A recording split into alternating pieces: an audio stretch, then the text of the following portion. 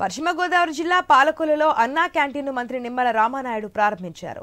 అన్న మాట ప్రకారం రాష్ట్ర వ్యాప్తంగా పేదల కడుపు నింపేందుకే అన్నా క్యాంటీన్లు ప్రారంభిస్తున్నామని తెలిపారు. జగన్ అధికారంలోకి వచ్చిన వెంటనే పేదవాడికి అన్నం పెట్టే అన్నా క్యాంటీన్లను మూసివేశారంటూ మండిపడ్డారు. ధనవంతుల మాదిరిగా పేదవాడి కడుపు నింపేందుకు రుచి శుచిగా అన్ని వసతులతో అన్నా క్యాంటీన్లు ఏర్పాటు చేస్తుంటే జగన్ ఓర్వలేక విమర్శలు చేస్తున్నారని అన్నారు.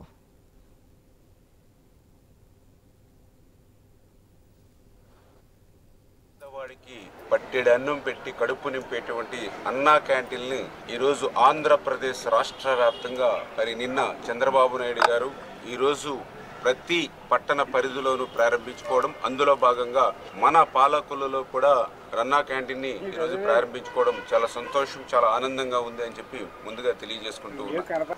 ఇటువంటి అన్నా క్యాంటీన్లో ఉదయం 5 రూపాయలకి అల్పాహారం, మధ్యాహ్నం 5 రూపాయలకి భోజనం, సాయంత్రం 5 రూపాయలకి భోజనం, అంటే 15 రూపాయలు పెడితే మరి ఆ రోజంతా కూడా పేదవాడు కడుపు నింపేటువంటి ఒక బృహత్తరమైనటువంటి పథకం అన్నా క్యాంటీన్.